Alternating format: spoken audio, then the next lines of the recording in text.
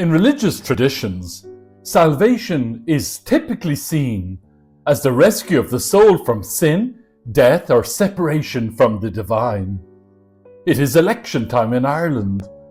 Irish presidential elections are fraught with peril. The electoral race is brief, intensely scrutinised, and unforgiving. Reputable candidates can face humiliating defeats, and the system provides little room for redemption. Candidates who fall short of the 12.5% of the vote, even by a whisper, fail to save their campaign expenses. This weekend's gospel passage from Luke introduces the image of the narrow gate in a manner that is evocative and unsettling, but rich in layers. It's a metaphor for transformation, moral courage, and the path less taken. The first reading from Isaiah reveals God's plan to extend salvation to the ends of the earth. Jesus, also in Luke's Gospel, indicates that the number of those who are saved will not be small, and he startles his Jewish contemporaries by indicating that the door of salvation will be opened to admit foreigners gathered from the 4 points of the compass. Catholic theology speaks of salvation as past, we have been saved; present, we are being saved; and future, we hope to be saved. Humanist philosopher A.C. Grayling argues that salvation is not in another life but in this one, and it lies in our hands. Modern Catholic thinkers emphasize that salvation is not merely individualistic. It includes the healing of relationships, structures, societies, and even the cosmos. Grayling stresses that salvation is about becoming one's fullest self, not being rescued from sin. Polish-born sociologist Zygmunt Bauman crafted a metaphor called liquid modernity to describe the shift from a more structured, collective-orientated society to one dominated by individualism, uncertainty, and transience. It is an era where structures have melted and certainties have dissolved. In this fluid social environment, people are required to be flexible, adaptable, and perpetually ready to change course. In liquid modernity, individuals are expected to be the primary authors of their own lives. This emphasis on personal responsibility can be liberating, but it also produces anxiety. On a social level, it undermines collective action and social cohesion.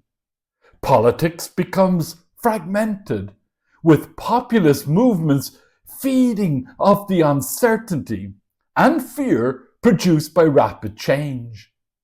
Environmental degradation and global inequality demand long-term thinking, yet liquid modernity discourages commitments beyond the short term.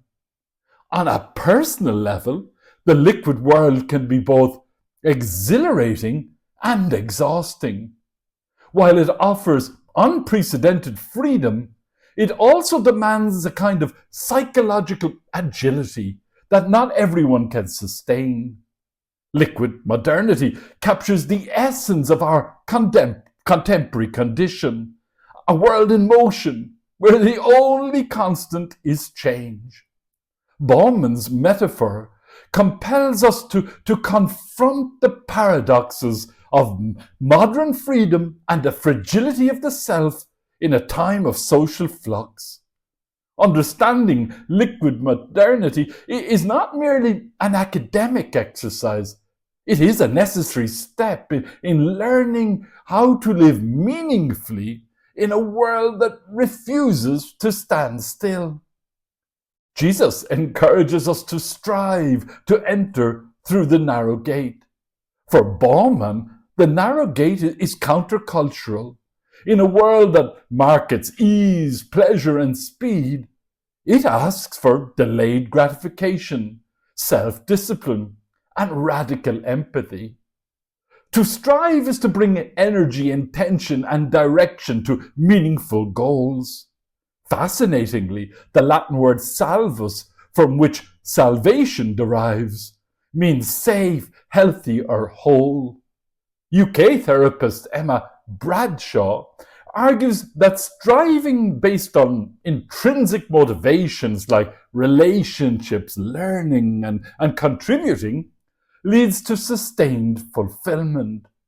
External motivations such as money, status, or beauty often fail to bring lasting happiness.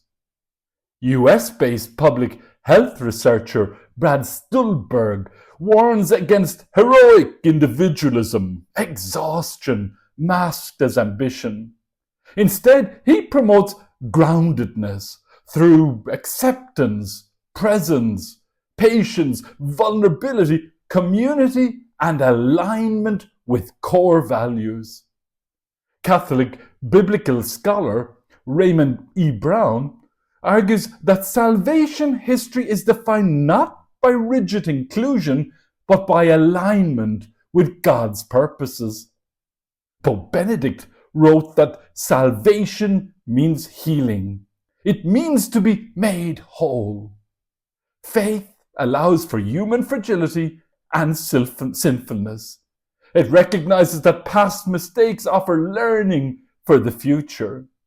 Faith tells us we are beloved, even if unsuccessful politically or otherwise. Faith helps shape core values. Faith bathes us in God's discipline. The American theologian Scott Hahn insightfully draws from our second reading, the letter to Hebrews, to argue to be disciplined by God is to be treated as a covenant child, never forsaken, always formed.